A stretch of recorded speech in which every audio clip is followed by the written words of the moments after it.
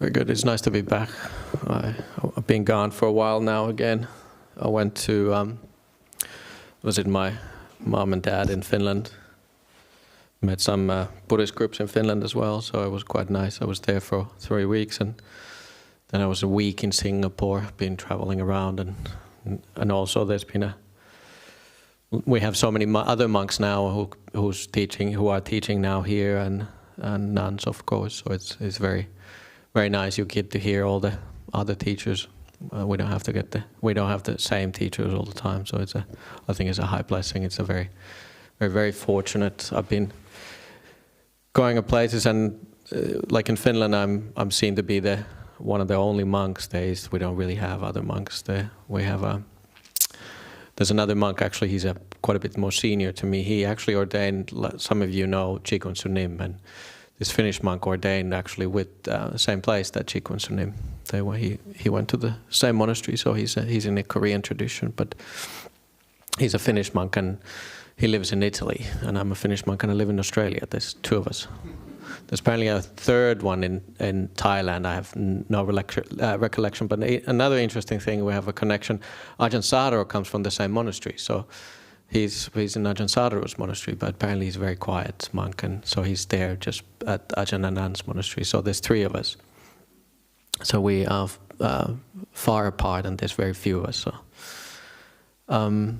So it was quite nice. It's nice to see people. No matter where you go, people are the same, and we all have the same, very similar mind states, and we all have this quest to find a meaning and happiness in life. Finland was voted, I think it's 5th or 6th time in a row, if we were voted the happiest country in the world, and I went there, and it didn't seem to be extremely happy there either. Very similar to Australia or Singapore. I didn't see a big difference there in the happiness of the people. They'd done some research, and I thought it was interesting. I actually gave a talk in Singapore about happiness, and I was thinking about a little bit what makes Finland happy, and I read about it, and they interviewed this one sociologist, a professor on it, and he said that society is very even in Nordic countries, and that seems to be, it elevates the people's happiness when we don't have this big discrepancy between the poor and the rich. So paying taxes seems to make people happy. It's interesting, because taxes are actually something which evens out the society really well. So I think in Australia we should pay even more taxes. Have less private schools, have more like all state schools, and we all go in the same schools and all that. And I think there's something to that. I firmly believe. Obviously, come from, we call it the socialistic country, and I grew up with that. And I've reaped the benefits, and you have a lot of opportunities. You don't have to. You're not limited by certain socioeconomic factors, because you can all come from different walks of life, and you can end up in being a boss of Nokia in Finland or anything. As a matter of fact, actually, one of my ex-girlfriend's father was one of the big bosses in Nokia. I was lost. Anyways, I think I'm glad I lost that, because I could become a monk. Who knows where I would be now? Embarrassing revelations. Sometimes you tell people these things. Anyhow, yesterday we had a really good meditation day, and I was just thinking the same thing. I was teaching in Finland. I went to Finland and Singapore, and you give these talks, but a lot of people are interested in meditation and mindfulness. It seems to be a big thing here, and I walked in here in Hall, and there was a big sign here, "You mindful parking." So we have all kind of mindfulness these days. Mindful parking and mindful. What else mindfulness we can have? Many types of mindfulness. And actually, one group asked me, I was in Finland, and they were quite specific, that they didn't want me to talk about too much about Buddhism. There's a bit of a connotation of when you say Buddhism, we are religion. And it certainly serves as a purpose for religion for some of us. But mindfulness and meditation is really, it's helping a lot of people, and it seems to be a lot of people can relate to this practice, and I think it's a unappreciated fact that it brings out certain kind of happiness in our mind when we take this practice of contemplation. Yesterday we had the one-day meditation here, and it was Simon actually who was organizing the teachings. Very nicely he put that the topic was Buddhanusati and Dhammanusati. Anusati is a really nice topic, and it really uplifted my mind when I saw that. It's like, yeah, let's do that. I thought it was a great idea. This recollection, anusati means recollection, something you put in your mind over and over again. Ajahn Brahm likes to say it sometimes that these days he sees it almost like looking from a different angle. Like you look at it from different angles, you're looking at it differently, you see something differently. And I like that idea that quite often I think we've been traditionally, you go many Buddhist centers and we just chanted Buddha, Dhamma, and Sanghanusati, and we always you recollect in those terms. There's a very almost specific way. This is how we do in Theravada Buddhist circles. These are the recollections we do. But if you think about it, recollection, if that uplifts your mind, you grew up with that, and you put effort, and it reminds yourself, of course, then it's good. But if you don't have that cultural thing what uplifts your mind, you might have to look at it differently, or uplift your mind somehow, some other way. I know, like the tradition I come from, the Thai forest tradition, very often the Thai masters, the teachers, they always said the breathing meditation, they instructed a lot of people who have this Buddho, Buddho, Buddho. So you're breathing in Bud, and you're breathing out To, Buddho. So you sort of combine these two things together. And I think why it really works well, and I've discussed this with Ajahn Brahm early on, why does it really work? Like, why do they teach? And that people have a lot of faith in the Buddha. It's such an integral part of that society, and I know definitely in parts of the Northeast where it's almost like it's a very, very faith-based society. There's a lot of faith, a lot of sweetness in people, and they have a lot of faith in the Buddha and Dhamma and Sangha. When you do that, it uplifts your mind. It's something interesting. You grew up with that. But for me, for example, if I would have just combined that mantra of Buddho, Buddho with breathing, it doesn't have that feeling impact. It doesn't have that impact for me, because I didn't grow up with that. I come from Northern Finland. There's no Buddhism there. I don't have this kind of cultural uplifting factors on my mind. So for me, I had to develop the anusati, that kind of think differently, and you have to find your own way. What uplifts your mind? There's actually 6 kinds of anusatis, there's 6 kinds of recollections or contemplations, what the Buddha actually recommended, or that's what he said. There's these kind of 6 recollections. So we have the Buddha, recollection of the Buddha, Dhamma and Sangha. So we have those 3. Yesterday we did Buddha and Dhamma. They're quite nice. From us, we bow down quite often. I do myself as well. Every time I sit down somewhere here in a seat, or I go there on the dana sala, I sit down, I bow down to the Buddha if there's a Buddha statue. And I always really try to put the effort in bringing in the Buddha, Dhamma, Sangha. And it brings a beautiful qualities in your mind when you keep doing it over and over again. And because you refine this thing. And Buddha said it's like refining gold. like a goldsmith. When you're heating up the gold and you're refining the gold, when you recollect these things. But then we have the other three, which are not taught so often.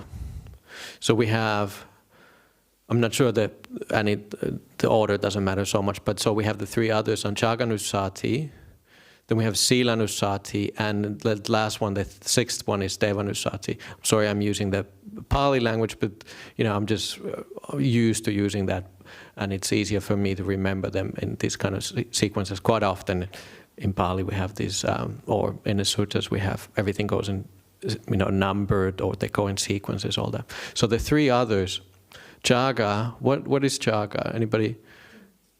Generosity, yeah, that's perfect. And it also could mean relinquishing. It also could mean this kind of giving up.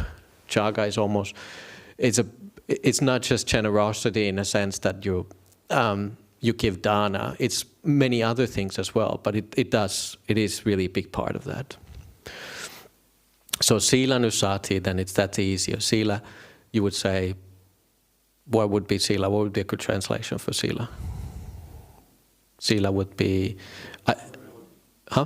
morality, yeah. Virtue, morality. I like Ajahn Brahmali these days like to translate it as kindness. And I like that. And it has a good foundation where it comes from as well, like to Sila, goodness of your heart, because time of the Buddha I remember there's one story where this one monk comes to the Buddha and says, look, we have, I think at that time, he said, we have 150 rules. Now we have 227. So all the rules didn't exist yet at the time when this monk went to talk to the Buddha.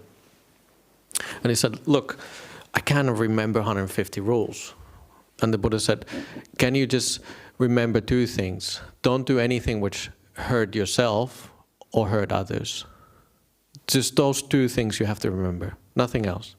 If it hurts you, don't do it. And if it hurts others, don't do it either. And he said, can you remember those two things? And he said, yes, I can remember that. Okay, don't worry about the other rules then. They all combine. If you combine all the rules, whether it's monks' rules or the 5 precepts you follow, if it hurts you, don't do it. If you think a little bit of lying doesn't hurt, a little bit of killing or drinking alcohol, it doesn't hurt you, well, then you can do it. So, but in that sense, you contemplate what makes you a kinder person, and then the happiness comes from that. So, all of this anusati, this contemplation, these things, I like to think them as something which uplifts your mind. So that's why we can do them. We don't have to be so specific that the Buddha said these are the exactly ones we should be contemplating. Perhaps the Buddha doesn't bring you that beautiful feeling of uplifting your mind because you didn't grow up with that culture. It's not there yet. And later on, when you keep at it, it does start bringing you that idea like, wow, that's amazing. That's kind of like it's so inspiring. The inspiration, it's not there yet in the beginning, but when you keep at it, the inspiration comes. Same with the Dhamma or Sangha. But with the Jaga and Sila, with the generosity and Sila, goodness or morality or virtue, those are really nice things to contemplate. I'm a moral person. I'm a good person. I have goodness in my heart. It's always very easy to go into the lean into the side of like, well, I'm nothing special, or remember the things you should not have done, or all those things. It's very, very easy to lean towards that. But so you need to cultivate these things. You need to look at them from different angles. You need to refine the gold inside of you. And that uplifts your mind and it inspires you. And then all of these things should lead you into a way of having a clarity of mind, having a mind which is more at ease.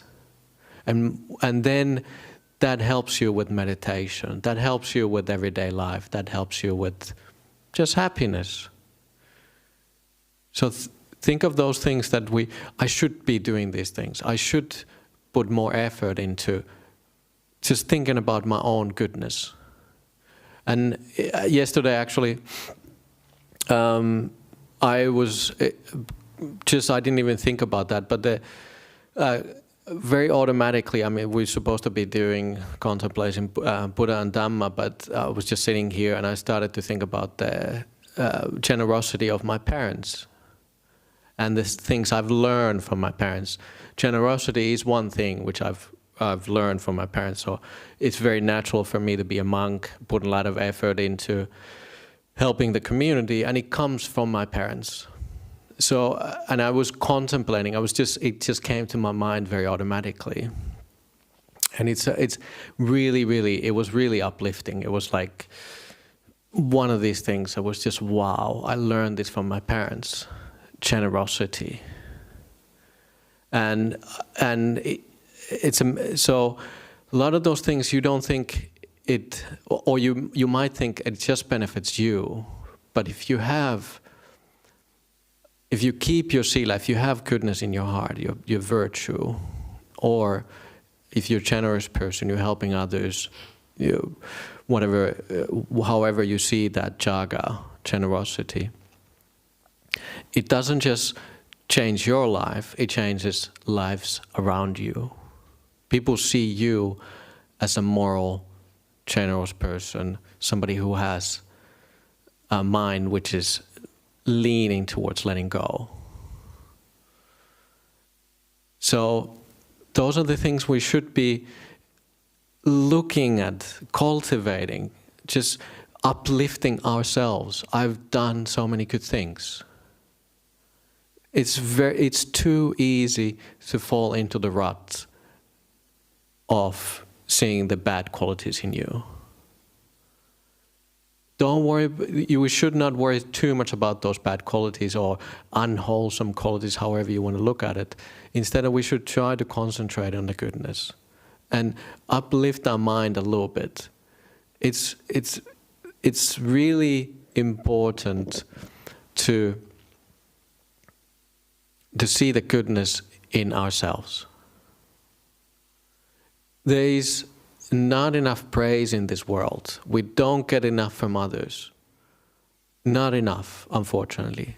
The world doesn't uplift ourselves, uplift our minds enough. We're not, and if anything, we should be generous of giving compliments to others, more and more.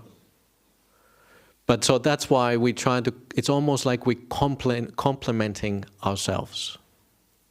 So it was really, in that sense, it was really nice for me to do that retreat and really put effort into looking what it feels to be having this kind of uplifted mind.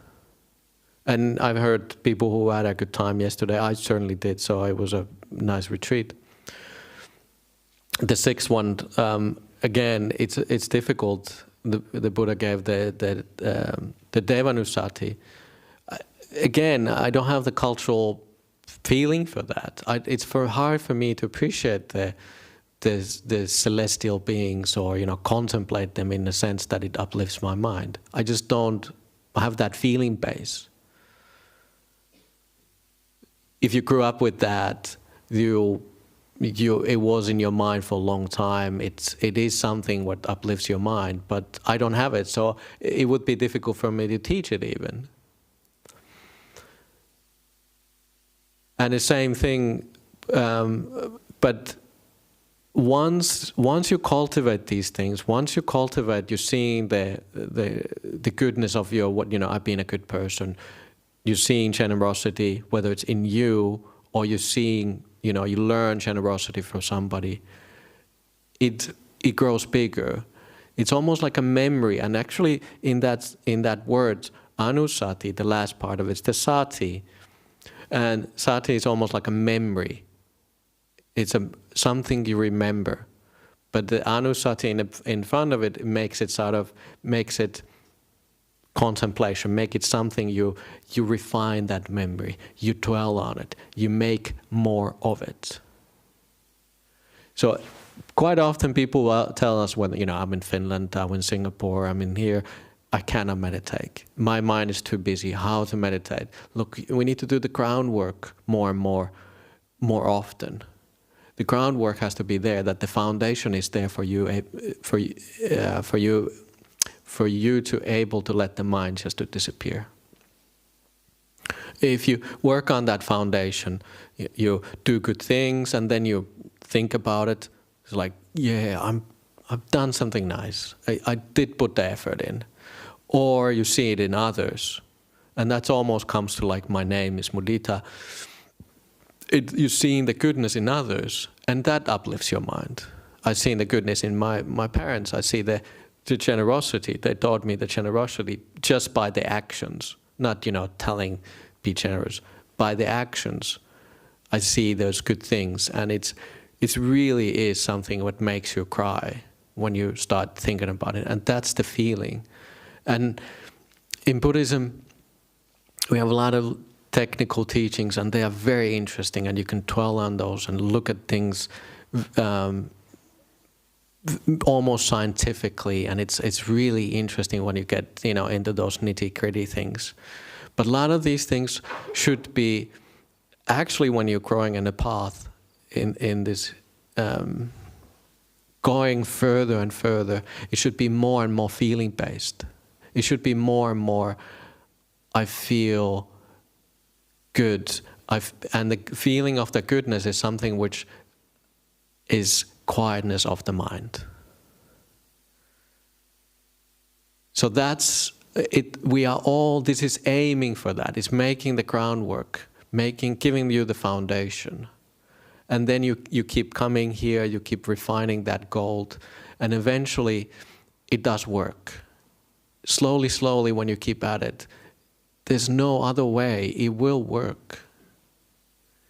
If you keep looking at yourself like I'm worth of, like anybody else, I'm worth of same amount of gold than everybody else. Not anything better, not anything worse. But the refinement has to happen. Perhaps you don't have it yet.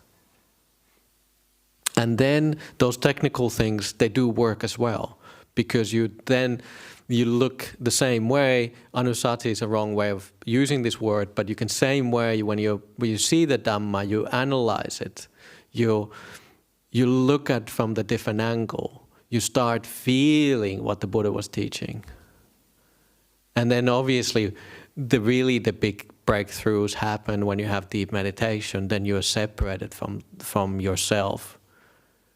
But then again, it's almost like a feeling based.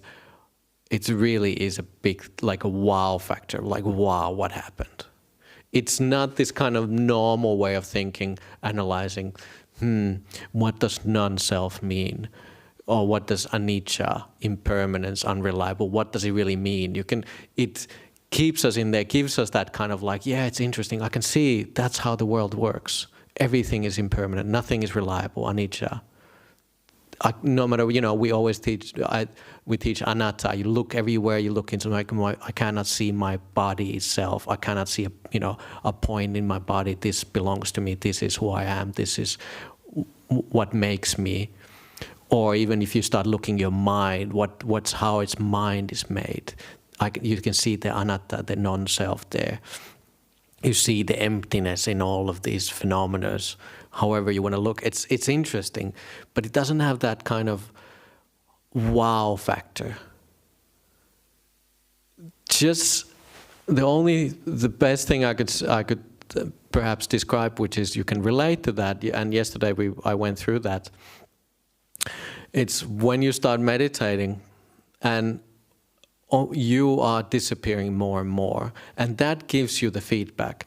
That disappeared. And because of that disappearance, you understand, I still existed, so I'm not that thing. Until then, you're so immersed into that thing. And the best thing the easiest way for what I think I can explain it is almost like when your body starts disappearing. And why I say it starts disappearing, because it disappears. It doesn't just all of a sudden vanish and it's not there. We are always have this image in our mind's eye of body. We always feel the body. It's almost like a mind-made body. And that's why they say, even after death, we make our bodies with the mind. So we have a mind-made body after you die. That goes a little bit too much into, perhaps for some, into religion, but there's a mind-made body because we associate ourselves with our body. We cannot be anything outside of our body most of the time. We know what even our toes look like. If somebody puts, a set of, their foot next to it and you put a canvas over it and you're just like, no, those are not my toes, those are my toes. You know what your toes look like. You have this image of your body. And the same way, what happens is when your body starts disappearing, and it perhaps even disappears completely, it is very exciting. It's not like, oh, the body is just disappearing, nothing to worry about. It's almost like a dying moment. It's just weird experience when the body starts disappearing. It's just sort of like, it's just, you cannot help but to wonder, be at awe of something. It blows your mind. It's just something you never knew you can be without your body. You always have, like I said, you always have an image of your body. Even if you close your eyes, you know the limits of your body, you know what the body feels like. But at this point, when the body starts disappearing, and you look in your mind's eye, you put your attention to your body, you don't see anything. The image is not there. There's no feeling there in the body. Just all the sense spaces of that part of the body have disappeared. There's no heat, there's no cold, there's no pain, there is no body there. It's almost like you're looking into a void, or you're looking into, what simile could I give? Something which just, like you're supposed to be seeing something, but there's nothing there. It's just so weird. And so these things, there's a lot of very, very exciting things what happens when the meditation starts happening. So in that sense, I'm not completely sure why I went to this. I'm supposed to talk about the anusati, the contemplation, but see, okay, we moved into the meditation part now. But all of these things, they give you feedback. I can exist without body. So perhaps that was okay, that's sati. So that it's a sati, it's like a memory. It's more like a awareness or feedback, however you want to see it. It's exciting. It's something which raises your hair. It gives you look at it differently. I can be separated from my body, and it's a weird experience. Until then, you don't know how to be anything except your body, or with your body rather. When you die, you're separated from automatically, but you can do that before you die. And it's the same thing with your mind things. All these things, your mind starts shutting down, and you go to nimitta or you go to jhanas, there's just an object. There is no you and object. The separation is not, there is no anything except the object. So how can you exist when there's just an object being depending how refined it is, but it's just like in the beginning, it's just a joy, for example. How can there just be joy and nothing else? Where's you then?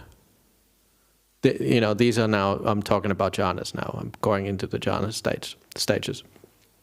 But I mean, you can imagine if the body disappears and you exist, well, that gives you automatically the feedback, I'm not my body. It's not an intellectual pursuit. It's a feeling-based. It's something you know. It's a little bit the same with these contemplations. It's not intellectual. It might be in the beginning. You trust others that I should be doing this. You trust that it's good to contemplate the Buddha, Dhamma, Sangha, Chaga, Sila, Deva. It's good to do that. You might just come more intellectually into that. I should be doing that. It makes sense. It uplifts my mind. But you need to develop it into a feeling, or where it sort of makes you cry. It raises the hair in the back of your head. It really uplifts your mind. In that sense, then you know that anusati, that contemplation is working. When it makes you cry out of happiness, out of, wow, I've learned something amazing from, like I said, from my parents, their generosity. I had to learn it from somewhere. And it's an amazing thing. So keep refining your mind in that sense. You're making the foundation more and more solid. It's always with you, the foundation. And then you build up that meditation on it. And then from there your faith grows, your confidence rather, however you want to look at it. Your understanding grows from that. We should be growing in wisdom, and the wisdom grows from all these experiences. The wisdom is part of that kind of the feeling factor. There is nothing separate from those feelings. That is wisdom.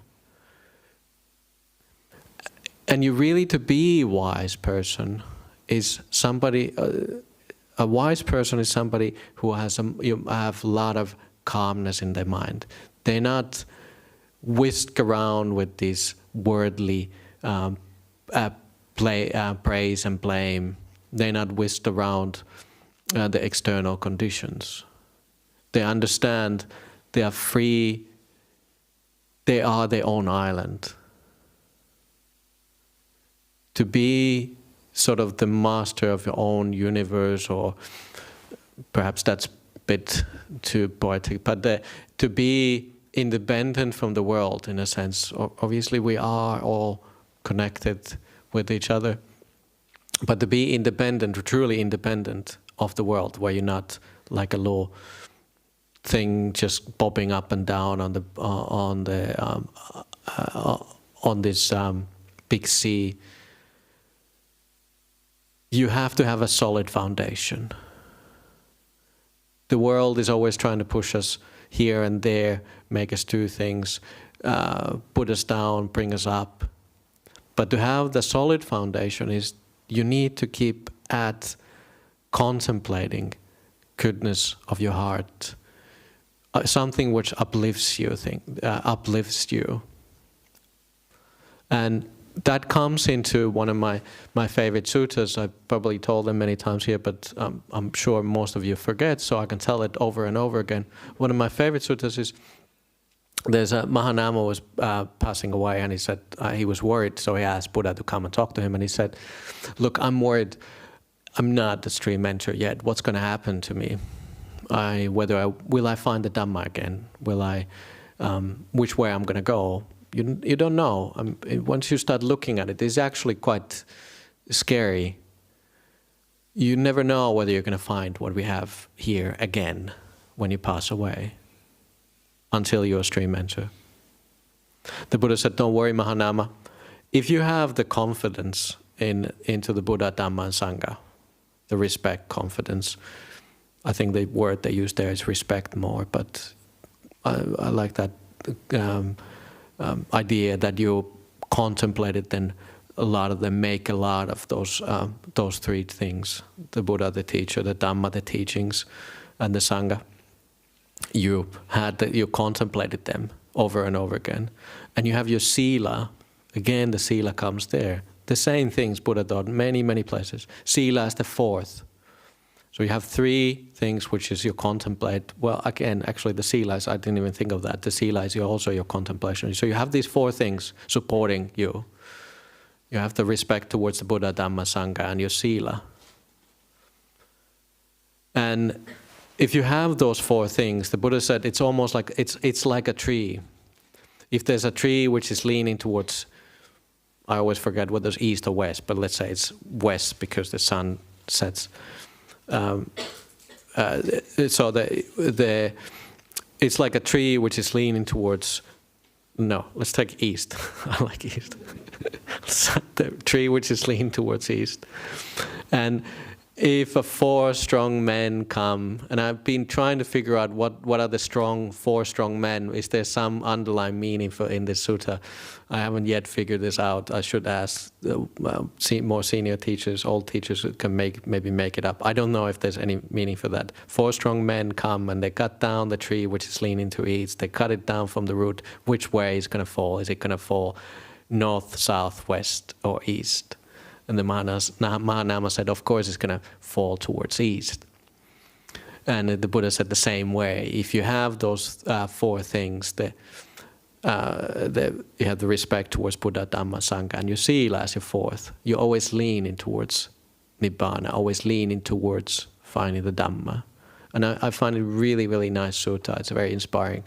So even if you don't get there, as long as you're leaning towards that, your lean is always there. And when it comes crashing down, you will always crashing down that direction till you find it. So in that sense, who knows where you're going to crash down and where you're going to actually the new sapling takes a root.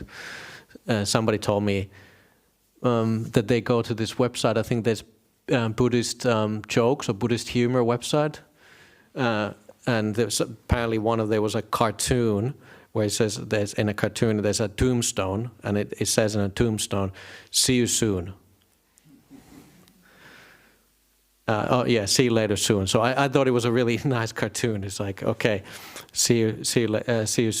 It's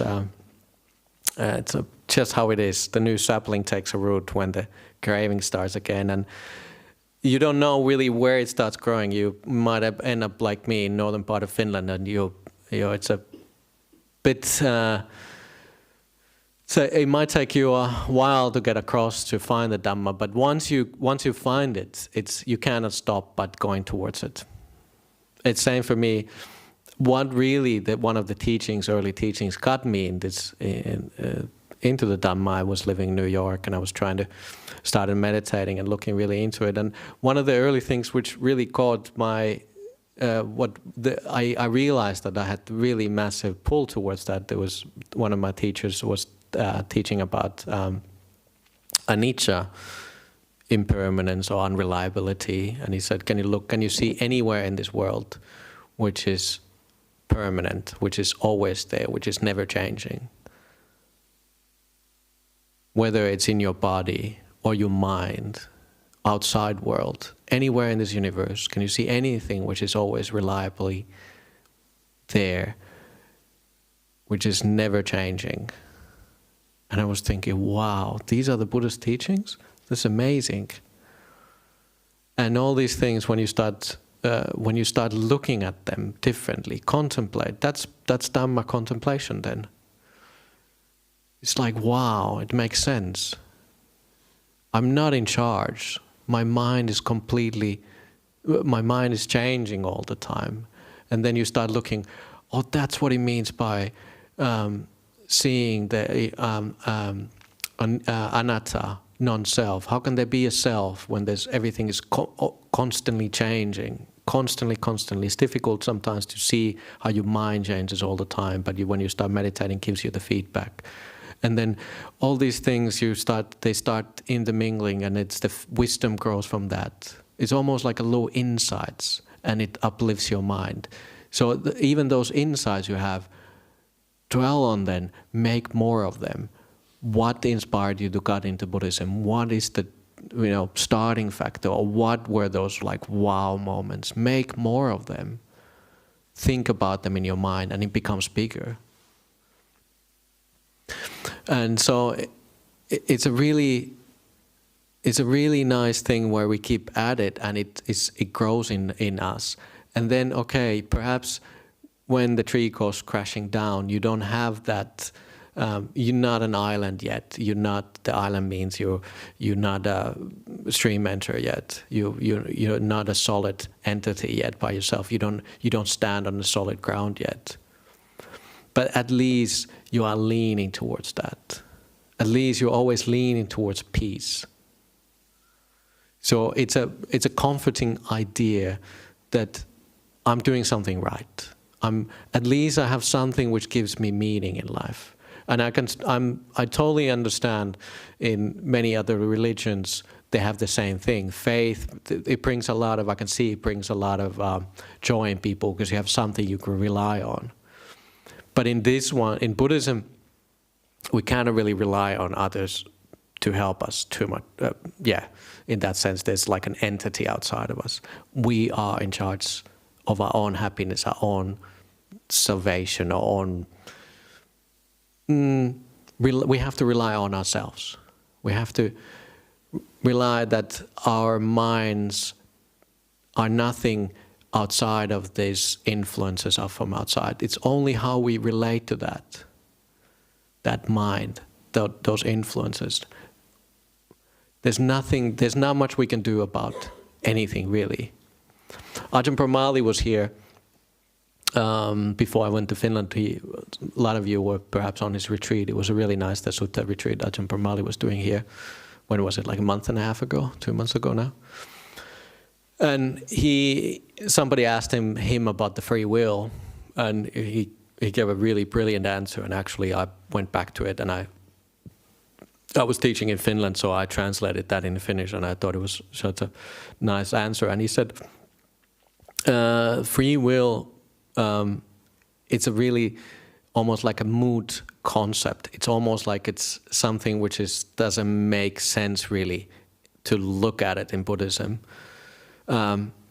It's a concept which is, do we have free will or not? It's a tricky one. We cannot say no, and we cannot really say yes.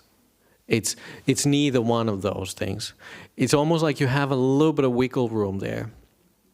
I'm completely botching his answer now, but it's all the causes and conditions from the past come to you in this moment. And determined from those things, we have sort of free will to choose, but only from those causes. So that in Buddhism we would use, that would be your kamma, everything, all the other influences. You come into this moment, and then you can have this like a little thing, I can choose from those things. So the how much you can actually choose is very, very limited.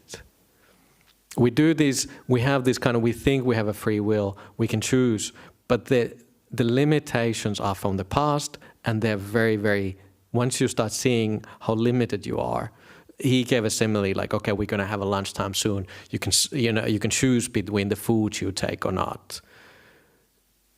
But you still sort of like, there's still a lot of like a guesstimation, guesswork. Do I like that? Don't I like that? That could be cold. That could be too spicy. Maybe that's not good for my stomach. You have this kind of little wiggle room there. But really, what really matters about this free will or choices is when you do anusati, contemplation, when you study Dhamma, when you have mind which is uplifted, then you make choices based on that. Based on mind which is uplifted, based on something which is the goodness of your heart. If you contemplate sila, if you contemplate generosity, that moment you're making choices from that condition.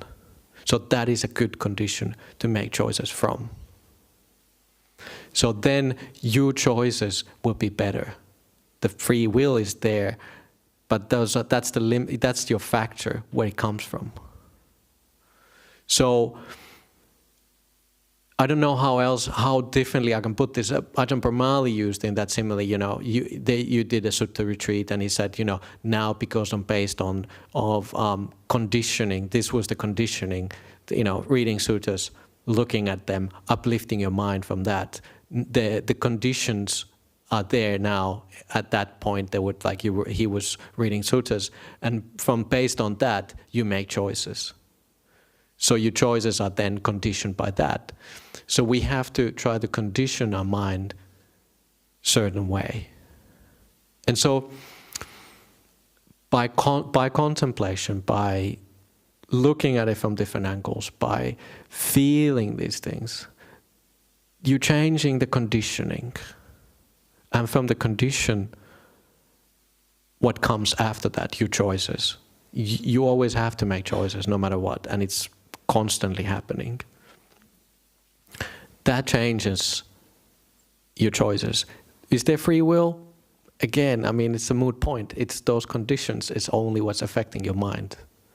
But if the conditions are good, the choices end up being good.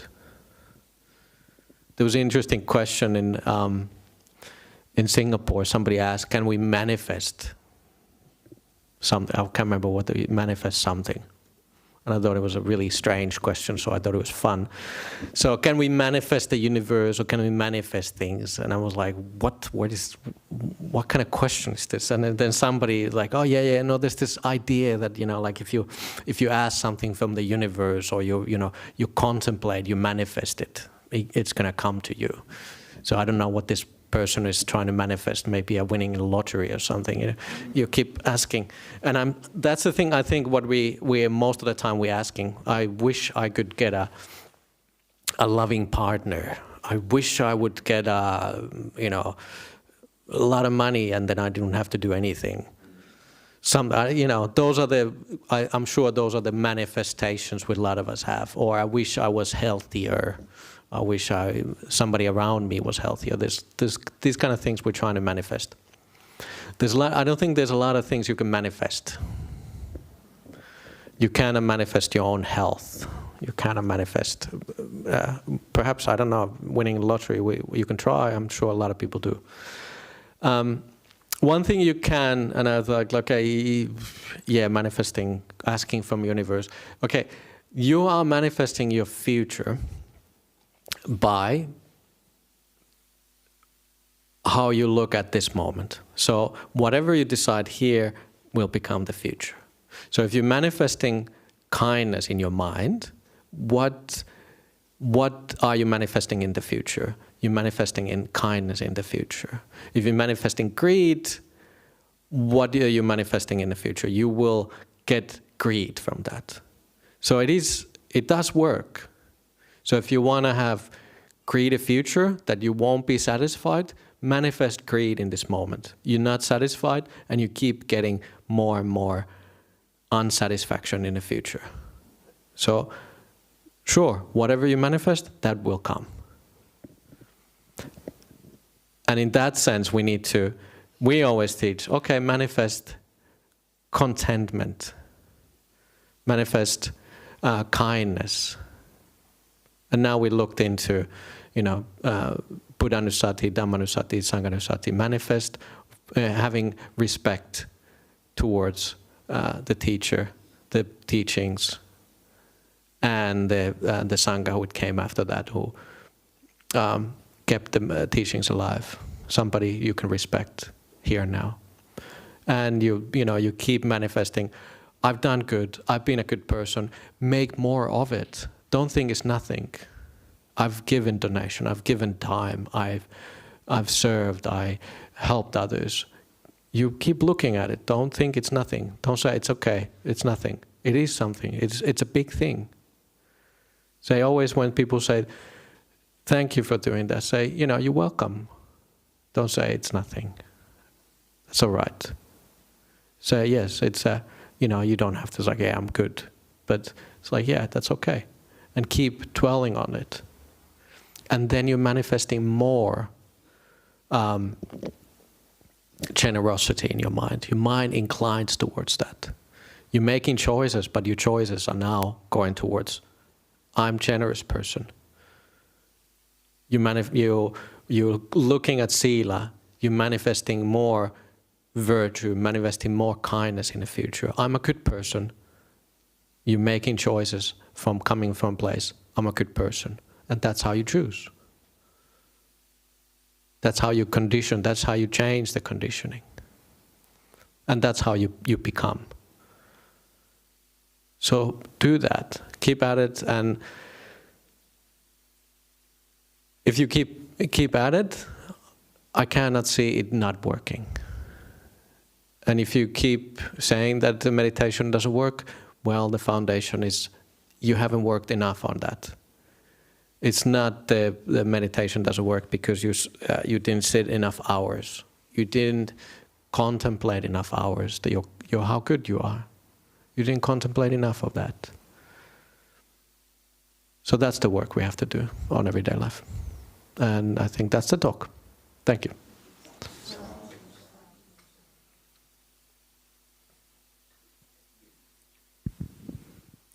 Thank you, Ajahn, for the talk. Mm-hmm.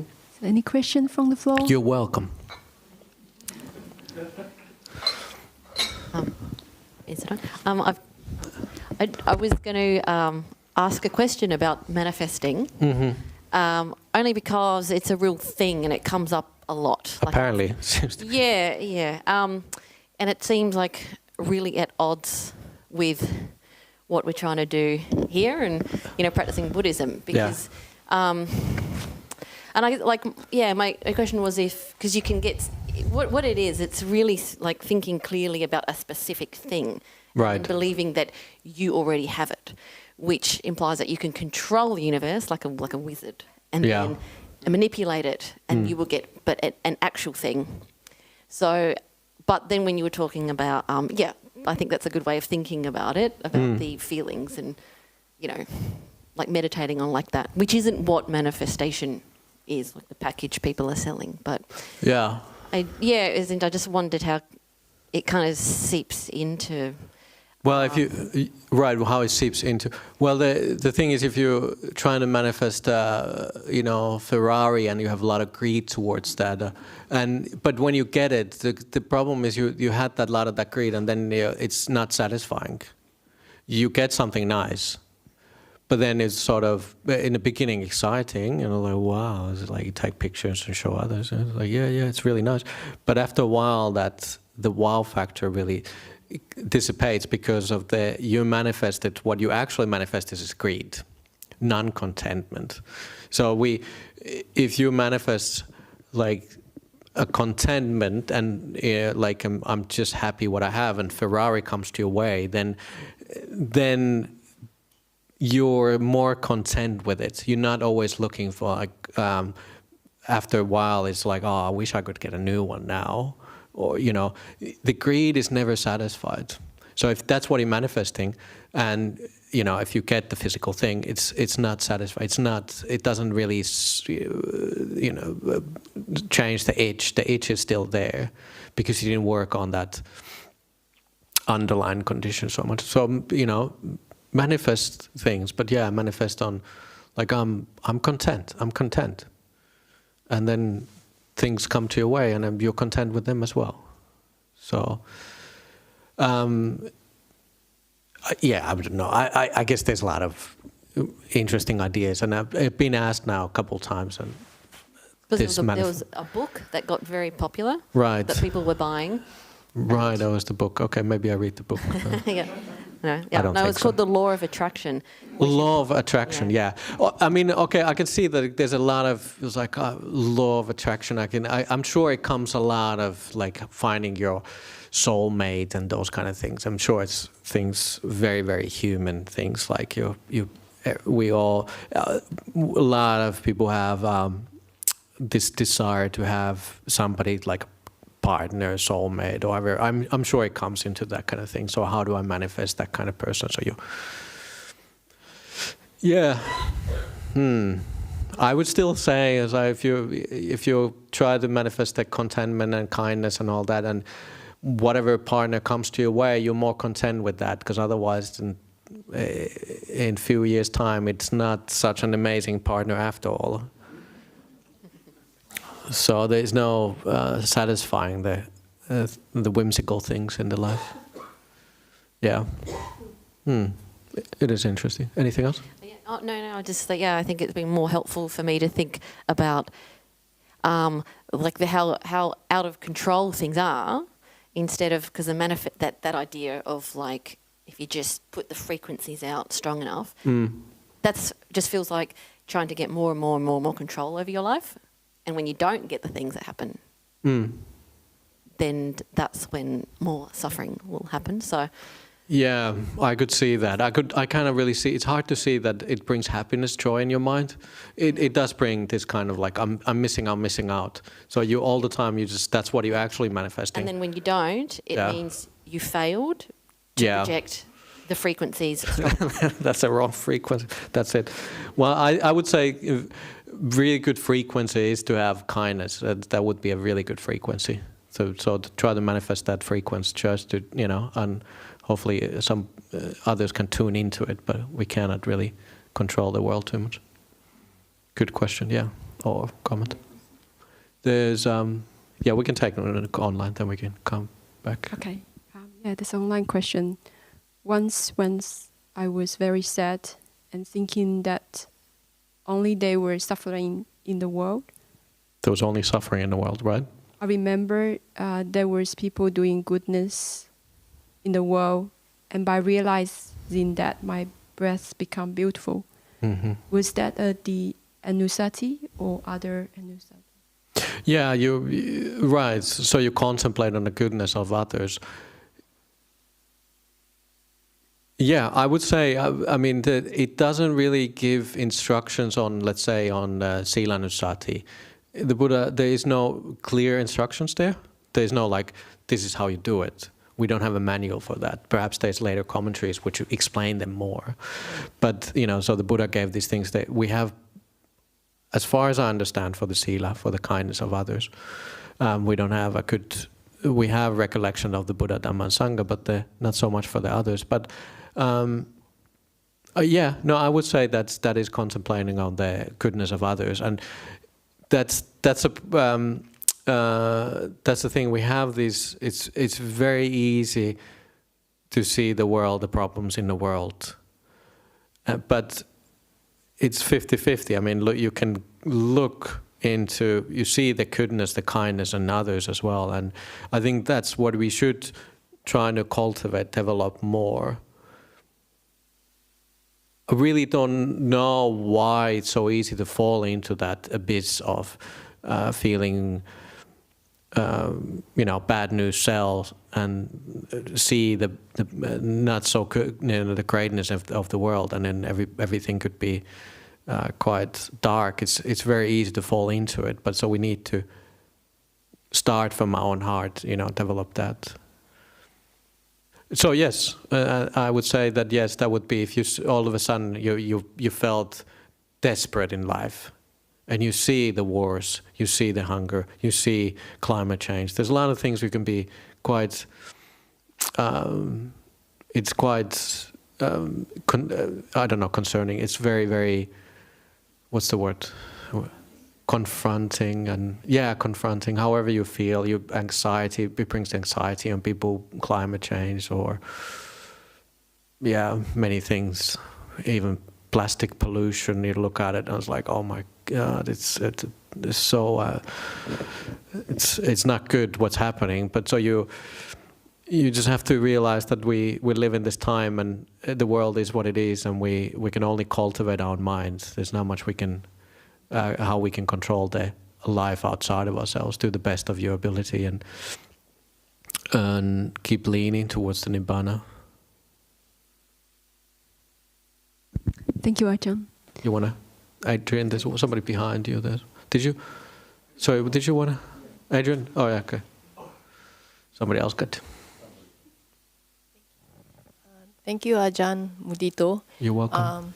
Just have a quick question regarding, you said when we develop our sila, goodness in ourselves, to lean towards Nibbana. So I was thinking how to go from that when you're trying to develop the goodness in yourself, loving kindness and everything, to like letting go and non-self. Like there is like you're developing this goodness, and then how to lead to non-self. That's the progression that I'm... the progression to non-self. Okay, to when you're doing these things. It actually leads towards it quite very naturally. So you kind of have a strong self, idea of strong self, or the idea or the feeling of self when you have kindness in your mind. It's actually it's the opposite.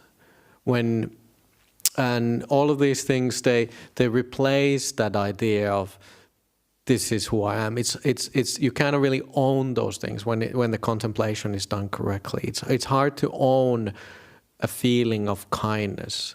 Like even when you make it more of it, it's like I'm a good person. I've done good things. I'm generous. However, whatever the contemplation you do, or if you do the Buddha, Dhamma, Sangha, it's almost like an object outside of yourself anyway. So, how do you cannot own when you make more of it. You contemplate it diminishes that strong sense of self.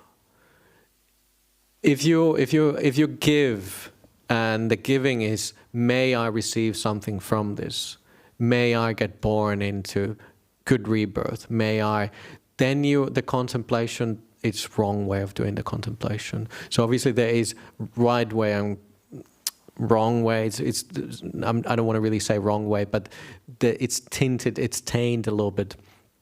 So if you say, if I give this, may I receive something back, then that contemplation it's not, if it's not combined with your sila, that's what it comes from the suttas, it doesn't lead you towards that destination.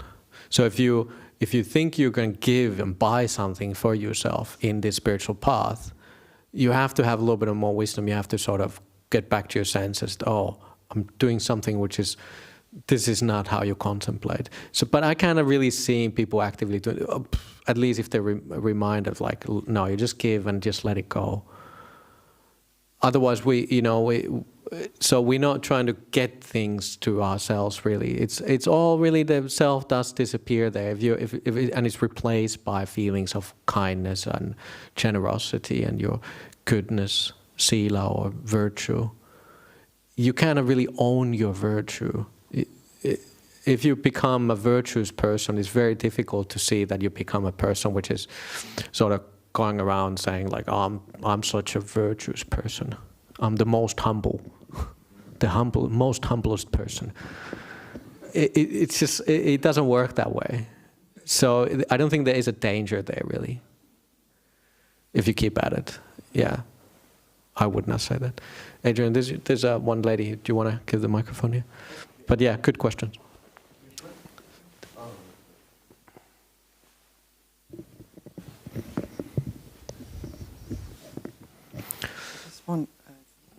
That microphone, the volume is low on that one, I think, but mine is always really low. But keep it really close to your mouth and.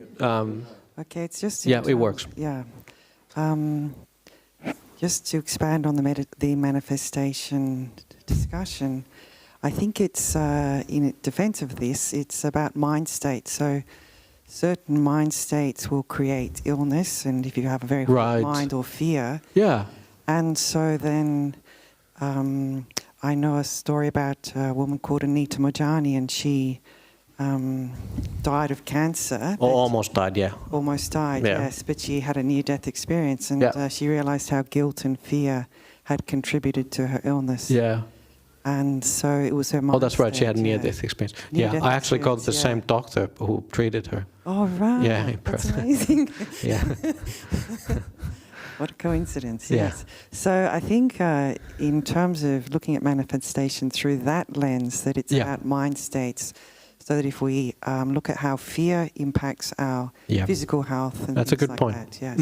Good way of looking at it. Okay, negative mind states, you manifest, and I was sort of alluding to it, and you looked at it differently. It's exactly right that if you have the fear inside of anxiety, and that's what you're manifesting. You're manifesting sicknesses in your body, and that's a really nice thing. Actually, what I've noticed that when you calm and you allow the body just to relax, you can see it feels healthy.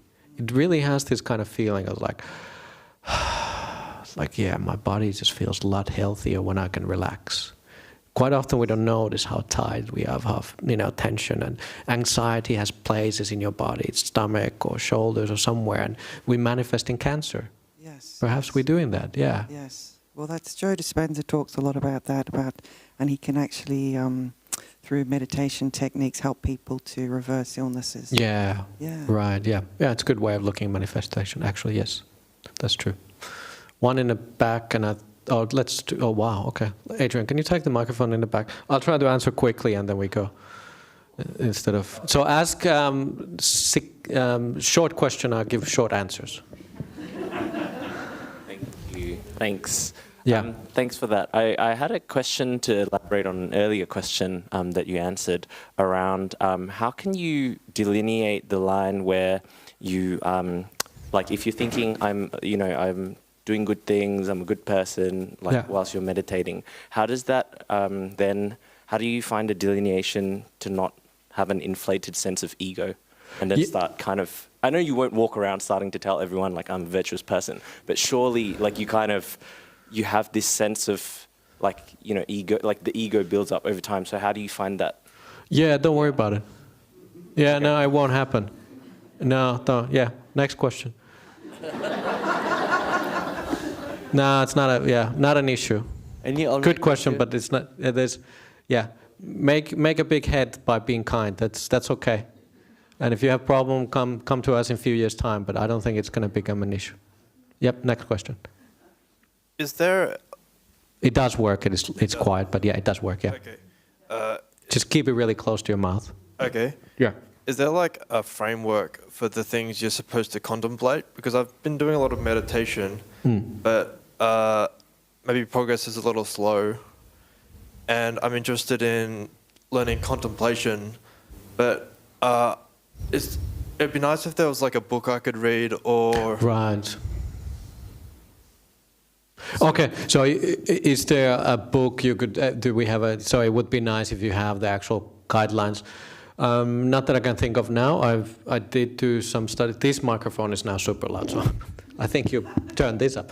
I can show you a little, if you come to the Dana time now, I can show you the book I was reading. But look, there is contemplations, we have this, what we chanted actually when we were doing here, we have the Buddha, Dhamma, Sangha, Anusati. So you contemplate the qualities of the Buddha, you contemplate what the Dhamma is. So there is those key words are there. So you can keep looking at it. So that's a very, very narrow guideline.